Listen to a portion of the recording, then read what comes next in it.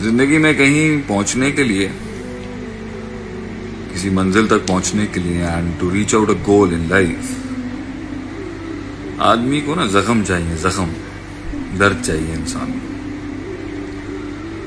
Basic چیز جو انسان کو ڈسٹنگوش کرتی ہے، انقلابی بناتی ہے، وہ ہے کہ وہ معاشرے کا حصہ نہیں بن پا رہا ہوتا، کسی سٹینڈرڈ کے، ڈیفائنڈ سٹینڈرڈ کے ساتھ جڑ نہیں پا رہا ہوتا، اور ہی از، اس کا پین، اس کا غم، اس کی مغایرت معاشرے سے بہت ڈفرینٹ ہوتی ہے.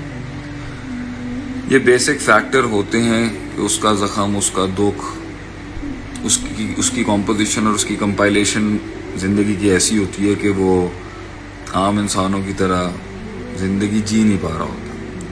یہ ڈرائیونگ فیکٹر ہوتا ہے اس کا، جس کے تحت انسان جو ہے وہ گھر چھوڑتا ہے، معاشرہ چھوڑتا ہے، برادری چھوڑتا ہے، قبیلہ چھوڑتا ہے، اپنی کنوینئنسز چھوڑتا ہے، اپنی سہولت چھوڑتا ہے،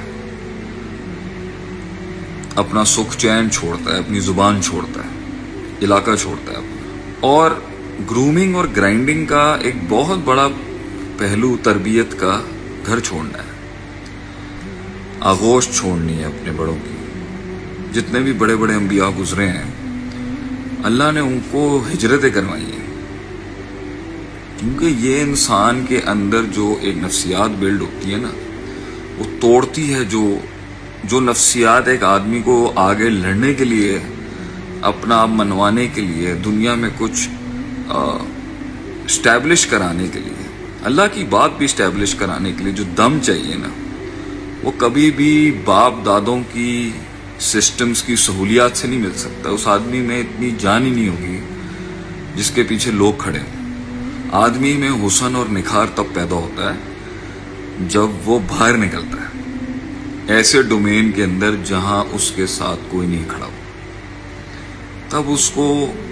تب کنڈیاں کھلتی ہیں اس کی. میں طاقت کی، سہولیات کی، پاور کے خلاف نہیں ہونا چاہیے.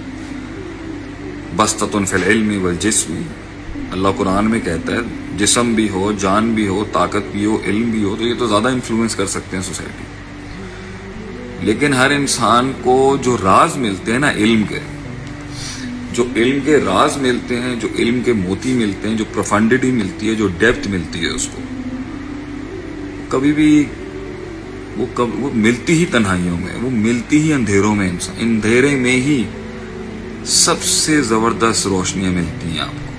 تو یہ غم اور یہ ڈرائیو جو ہے نا انسان کو لازم چاہیے ہوتا ہے. آپ صلی اللہ علیہ وسلم کے سینے میں اتنا غم تھا، لوگوں کو پتہ ہی نہیں تھا، وہ لوگ سمجھ بھی نہیں سکتے تھے. لیکن آپ حساس تھے. آپ معاشرے کی ہر ریت رواج کو دیکھ کے، آپ کی فطرت سلیمہ اس ٹائم پر چیخ رہی تھی اندر سے، اور آپ قبول نہیں کر پا رہے تھے، آپ فٹ نہیں ہو پا رہے تھے سسٹم. آپ کہنا چاہ رہے تھے کہ یہ ٹھیک نہیں ہے، کچھ ٹھیک نہیں ہے. یہ بڑے جملے ہیں جو لوگوں نے اندر تو رکھے من میں، لیکن زبان پہ نہیں لائے کہ یہ ٹھیک نہیں ہو رہا. This is not right, something is wrong, ادھر something is wrong with, ان کے ساتھ کچھ غلط ہے. تو جب انسان تنہائیوں میں نکلتا ہے، اکیلوں میں اپنے سفر کا تعین کرتا ہے، اپنے باپ دادا کی سہولیات کو چھوڑتا ہے، گھر کی سہولیات کو چھوڑتا ہے، فیملی کے کمفرٹ زون کو چھوڑتا ہے، تب آٹے دال کا بھاؤ پتہ چلتا ہے اس کو کہ اوقات کیا ہے اس کی. اب اپنی انڈیویجول اوقات بنانا جو